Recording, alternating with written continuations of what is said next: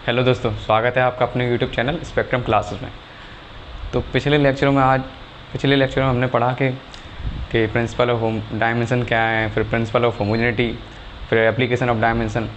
Principle of homogeneity क्या था कि किसी भी टर्म या किसी भी इक्वेशन या फॉर्मूला में जो भी जितने भी टर्म्स हैं उन सबके डायमेंशन सेम होंगे, और वही मतलब टर्म्स घटा या जोड़ सकते हैं हम लोग, ऐड या सब्ट्रैक्ट कर सकते हैं जिनके डायमेंशन सेम हो। तो ये प्रिंसिपल ऑफ होमोजेनिटी था। फिर हम लोगों ने एप्लीकेशन ऑफ डायमेंशन पढ़े। तो एप्लीकेशन क्या था, पहला कि हम लोग कोई भी एक क्वेश्चन को चेक कर सकते हैं वो करेक्ट है या नहीं है। फिर दूसरा था कि मतलब हम लोग कोई भी फॉर्मूला ड्राइव कर सकते हैं, लेकिन जब हमें पता हो कि कोई फिजिकल क्वांटिटी किन किन फैक्टर्स पर डिपेंड करती है, इतना पता हो तो हम फॉर्मूला ड्राइव कर लेते थे। ठीक है, तो पिछले लेक्चर में हम लोगों ने किया भी था। तो अब थर्ड एप्लीकेशन जो है डायमेंशन एनालिसिस का, वो है यूनिट कन्वर्जन। कि कोई एक फिजिकल क्वांटिटी एक सिस्टम में उसकी यूनिट है और हमें दूसरे सिस्टम में कन्वर्ट करनी है, जैसे MKS से CGS में कन्वर्ट करनी है, तो यूनिट कन्वर्जन। ठीक है, तो यूनिट कन्वर्जन जैसे एक फिजिकल क्वांटिटी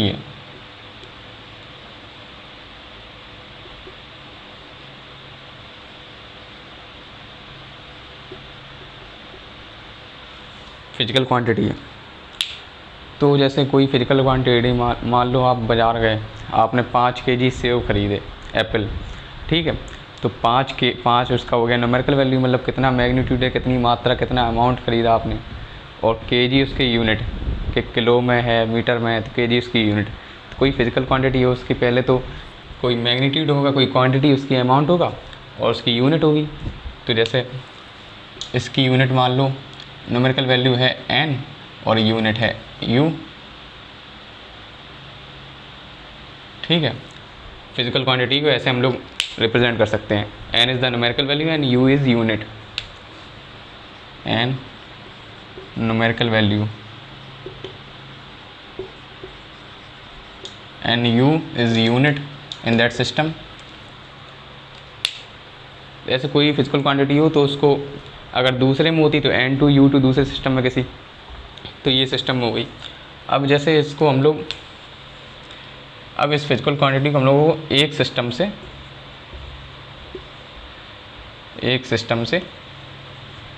दूसरे सिस्टम में कन्वर्ट करनी है, इसकी न्यूमेरिकल वैल्यू को और इसकी यूनिट को भी। ठीक है, दूसरे सिस्टम में। तो इसके लिए क्या ट्रिक है, क्या फॉर्मूला है, कैसे करेंगे, तो यही पढ़ना है यूनिट कन्वर्जन में। सब कुछ डायमेंशन की हेल्प से हो जाएगा। आपको बस डायमेंशन आता हो उस क्वांटिटी का, फिजिकल क्वांटिटी का, आप निकाल लो, या फिर आपको बताया था डायमेंशन 01 लेक्चर में, आपको बताया था कैसे डायमेंशन निकालते हैं, MLT के टर्म्स में उनको रिप्रेजेंट करते हैं। ठीक है, तो एक सिस्टम से दूसरे सिस्टम में कन्वर्जन। जैसे मान लो MKS सिस्टम है, उसको CGS में कन्वर्ट करना है। तो MKS में क्या होता है, कोई भी लेंथ है तो उसको मीटर में करते हैं, मीटर में। मास है तो उसको kg में करते हैं, किलो, kg, और टाइम को सेकंड में। इसमें क्या है, सेंटीमीटर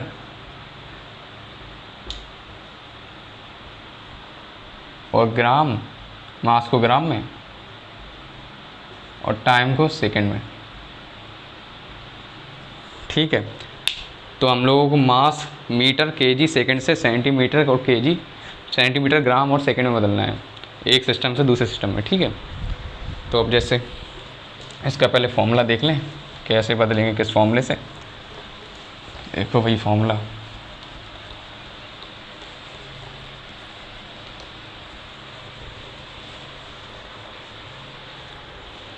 जैसे कोई एक फिजिकल क्वांटिटी है, उसकी पहले सिस्टम में न्यूमेरिकल वैल्यू n1 है।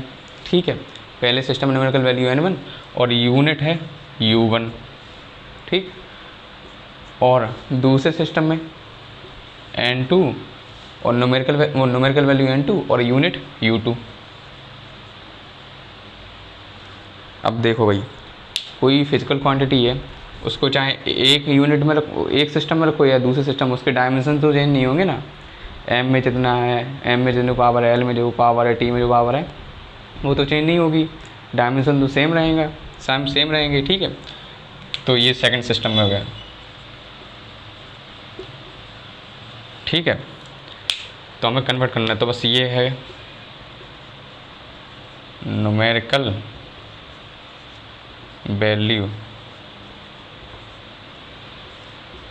इन फर्स्ट सिस्टम, ठीक है।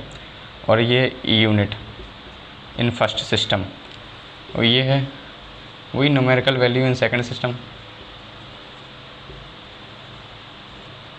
सिस्टम, और ये यूनिट उसी फिजिकल क्वांटिटी की है सेकंड सिस्टम में यूनिट, जैसे मान लो MKS और CGS, ठीक है। तो वैसे सीखना है कैसे हम लोग कन्वर्ट करेंगे एक यूनिट से। जैसे हमें पहली यूनिट में कोई भी दी गई है न्यूमेरिकल वैल्यू 5 kg है, अब उसको CGS में बदलना है ना। तो यहाँ पर जैसे 5 kg है, उसको CGS में बदलना है, तो 5 kg हो गई उसकी न्यूमेरिकल वैल्यू। एग्जाम्पल के तौर पर देख लो, 5 kg, ठीक है। kg मतलब ग्राम, वो किलोग्राम, तो उसके डायमेंशन क्या होंगे, M में 1, L में 0, T में 0।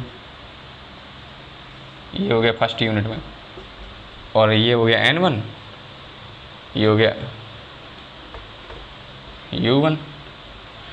अब N2 क्या हो जाएगा, N2 हम लोगों को निकालना है कितना होगा सेकंड सिस्टम में, ठीक है।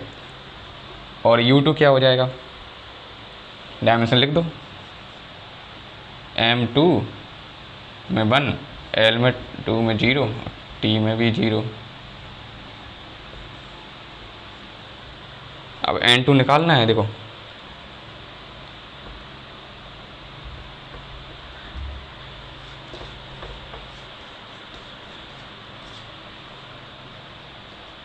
ये इसके नीचे आएगा। यहाँ पे M1 क्या है, kg में ना, तो यहाँ M1 को kg से, इसके यहाँ पे ग्राम में है M2, तो kg को ग्राम में कन्वर्ट कर लो, ठीक है। N2 बराबर M1 L1 T1 0 0 0, M2 L2 0 1 T2 0। देखो यहाँ आ जाओ, N2 = M1 को ग्राम में चेंज करो, 1 kg को ग्राम में क्या करते हैं, लेकिन यहाँ 5 था, 5 है ना, तो ये आया इधर इंटू 5। M1 kg को ग्राम में बदलोगे तो 1 kg में कितने होते हैं, 1000 ग्राम, 1000 इंटू L क्या है, 0 हो जाएगा, क्योंकि मीटर है ही नहीं डायमेंशन, 5 kg के मीटर में क्या डायमेंशन, 0, तो ये 0 T0 अपॉन ये ग्राम में हो गया 1 ग्राम, ठीक है। और L 0 to 0, सॉरी गलत हो गया,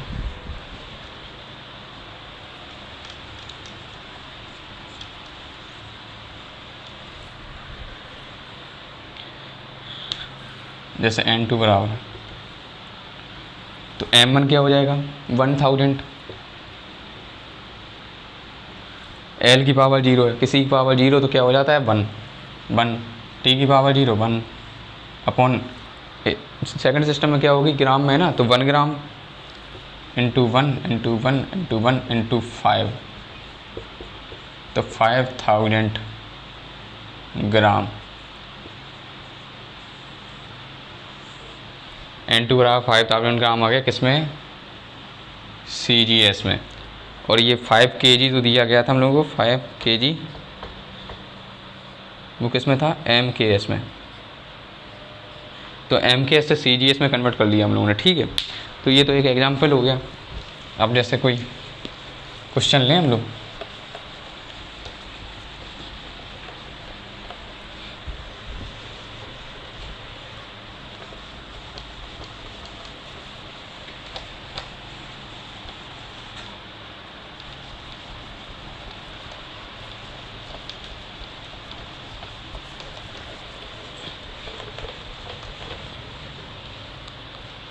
जैसे क्वेश्चन ले लूँ फोर्स, ऐसा ही सिस्टम में फोर्स का यूनिट क्या होता है न्यूटन कह दो या फिर सीधे न्यूटन ही होता है। फोर्स ऐसा ही सिस्टम में क्या होती है यूनिट, न्यूटन। और सीजीएस में क्या होता है, डाइन। तो हमें अब ये बताना है कि 1 न्यूटन में कितने डाइन होते हैं, 1 न्यूटन बराबर कितने डाइन है। तो वही फॉर्मूला लगा दे, न्यूटन हो गया एसआई में या एमकेएस में किलो, और सीजीएस हो गया डाइन। तो बस वही फॉर्मूला लगाना है, N1 U1 N2 U2। N1 क्या हो गया, 1 न्यूटन कन्वर्ट करना है ना हमें, 1 न्यूटन बराबर बताना है कितने डाइन है। N1 हो गया 1 न्यूटन, ठीक है। अब इसका डायमेंशन देखो, फोर्स का डायमेंशन क्या होता है, force is equal to displacement,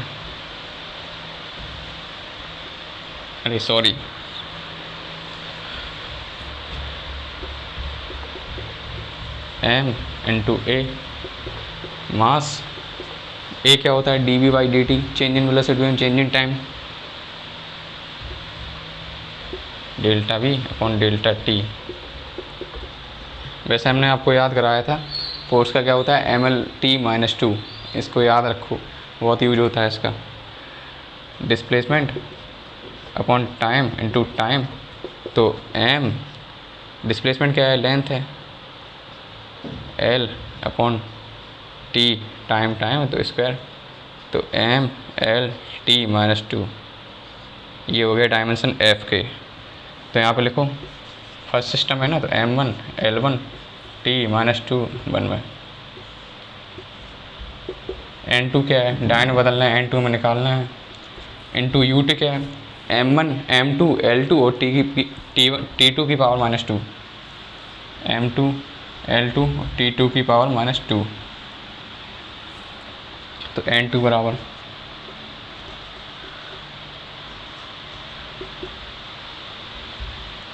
क्या हो जाएगा, m1 l1 t1 -2 m2 l2 t2 -2। ज़्यादा वो नहीं करना है कि हाँ इसकी पावर a लगाओ b लगाओ, वो कुछ नहीं, ठीक है, सीधे। अब m1 जो है mks यूनिट में, mks में किलो क्या होता है, 1000 ग्राम, यहाँ ग्राम में ही है तो 1 ग्राम, यहाँ 1000 कर देंगे। लेंथ 1 मीटर बराबर 100 सेंटीमीटर होता है, टाइम सेकंड में ही है, सीजीएस में भी सेकंड में होता है, एमकेएस में भी सेकंड में होता है, एसआई में 1000 ग्राम इंटू लेंथ क्या है 100 सेंटीमीटर हो जाएगी, 1 मीटर बराबर 100 सेंटीमीटर, इंटू टाइम का सेकंड की power -2, m2 1 gram into 100 centimetre है 1 सेंटीमीटर, इंटू सेकंड का स्क्वायर -2, सेकंड से सेकंड गया, ये कितना हो गया, पावर 10⁵ 5, 10⁵ हो गया, n2 बराबर, मतलब क्या हुआ, 1 न्यूटन बराबर 10⁵ डाइन होता है, समझे। तो ऐसे हम लोगों ने 1 न्यूटन बराबर 10⁵ 10⁵ डाइन हो गया सीजीएस यूनिट में। तो एक यूनिट से दूसरे यूनिट में हम लोगों ने कन्वर्ट कर लिया, ठीक है। अब जैसे एक क्वेश्चन और ले लो, जैसे एनर्जी है, एनर्जी का ऐसा ही सिस्टम में मात्रक क्या होता है, जूल होता है, तो उसको हम लोग, और सीजीएस में होता है अर्ग। तो अब यही पूछें कि 1 जूल बराबर कितने अर्ग होते हैं, तो ये हम लोग निकाल सकते हैं इसी मेथड से। तो ये मेथड अप्लाई करो।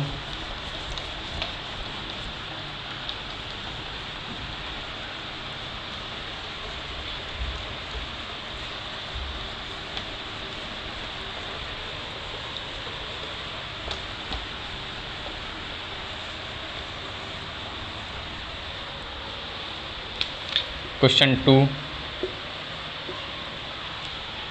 एनर्जी है,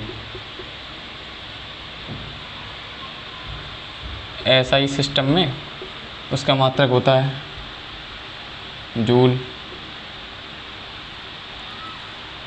और सीजीएस में होता है अर्ग। ठीक है, तो अब यही पूछना है कि 1 जूल बराबर कितने अर्ग होता है। 1 जूल बराबर कितने अर्ग, तो बस वही फॉर्मूला लगा दो, N1U1 = N2U2। N1 is the numerical value in first unit and U1 unit first dimension, वो first system, N2 U2। N1 क्या है, 1 जूल। अब एनर्जी के डायमेंशन क्या होते हैं, फोर्स एनर्जी या work, force into displacement, force mL/t-2 और डिस्प्लेसमेंट लेंथ हो गया L, तो mL²t-2। देखो या ऐसे निकाल लो, हाफ mv² होता है, तो हाफ का तो कोई होगा नहीं, डायमेंशनलेस वो है pure number. m displacement upon length, displacement upon time square,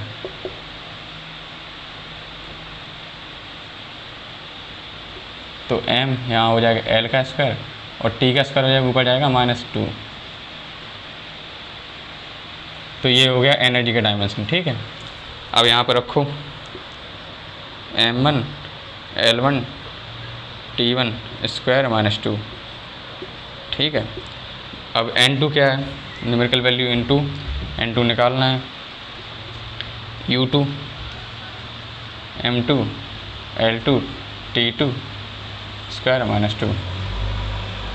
ठीक है, N2 बराबर M1 L1 स्क्वायर T-2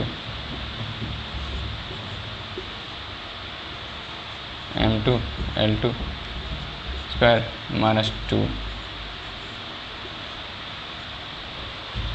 देखो भाई M1 L1, तो ये M1 क्या हो जाएगा 1000 ग्राम,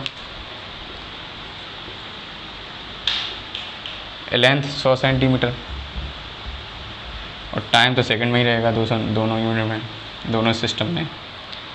1 ग्राम इंटू 1 सेंटीमीटर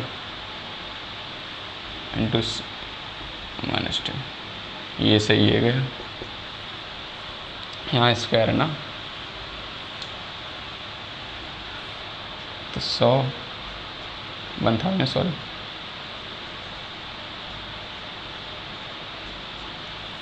100 का स्क्वायर 10⁴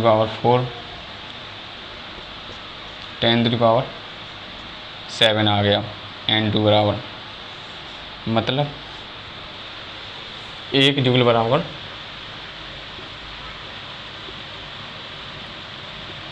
10⁷ अर्ग होता है।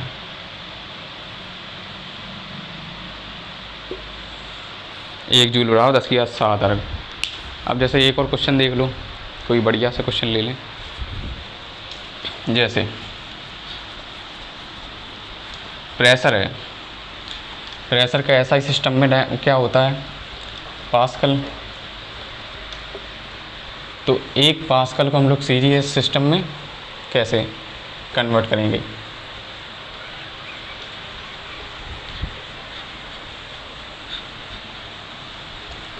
जैसे देखो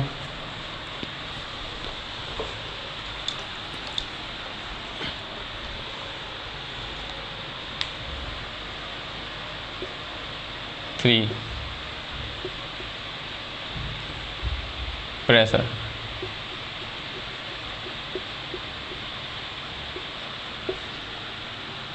एसआई में उसकी यूनिट होती है क्या, पास्कल।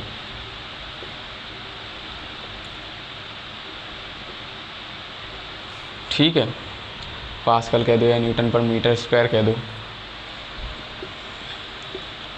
सीजीएस में क्या कहेंगे, सीजीएस प्रेशर।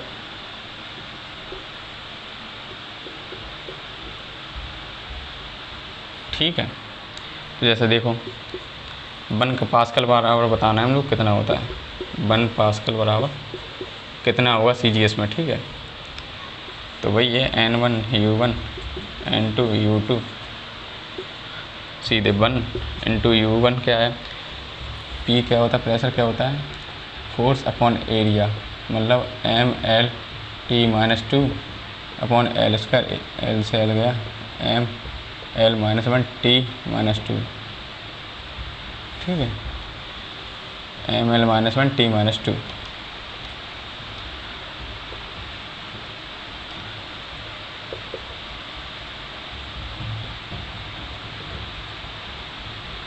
ठीक है, ये हो गया प्रेशर का डायमेंशन। तो ML -1 T1 - 2 N2 निकालना है हम लोग, इंटू M2 L2 -1 T2 - 2, ठीक है। तो यहाँ पर M1 क्या हो जाएगा, 1000 ग्राम इंटू L1 100 सेंटीमीटर की power -1 into second, N2 into 1 into 1 की पावर -1 इंटू सेकेंड पावर -2, ये से ये गया, N2 बराबर क्या आ गया, 100 ग्राम 1000 इंटू 100 की पावर -1, मतलब 10 की घात -2। तो यहाँ कितना है, 10 बच गया, पावर 2 है, यहाँ 3 हो जाएगी पावर, तो 1 है, 10 बच गया, N2 बराबर 10। तो 1 पास्कल बराबर 10 CGS प्रेशर हो जाएगा, 1 पास्कल बराबर 10 CGS प्रेशर, ये कन्वर्ट हो गया, ठीक है। अब मैं आपको एक क्वेश्चन दे रहा हूँ जो आपको कमेंट करना है।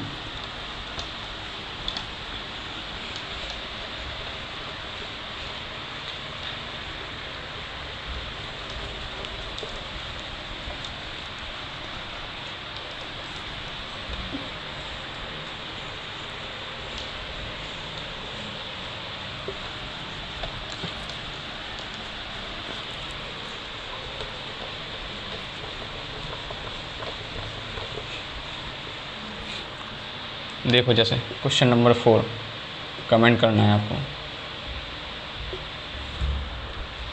जैसे ग्रेविटेशनल कांस्टेंट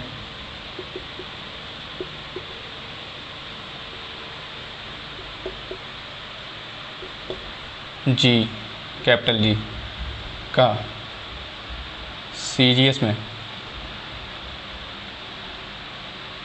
वैल्यू,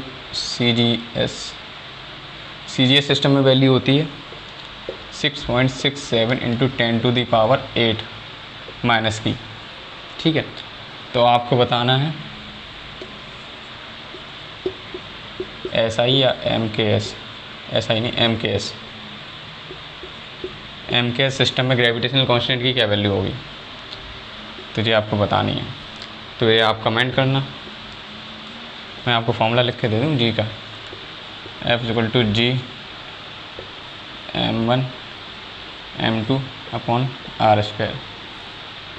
तो यहाँ से G बराबर, आप G के डायमेंशन निकाल लेना जो भी आ जाए, और बस रख के सीधे सॉल्व कर दें। तो आपको ये कमेंट करना है, ठीक है, कमेंट। अब डायमेंशनल एनालिसिस की कुछ कमियां भी हैं, जैसे उससे हम लोग, वैसे है तो यूजफुल बहुत डायमेंशनल एनालिसिस, उससे हम लोग कोई फॉर्मूला बना सकते हैं, ड्राइव कर सकते हैं, पता लगा सकते हैं कोई इक्वेशन करेक्ट है या नहीं है, लेकिन उसकी कुछ कमियां और कुछ खामियां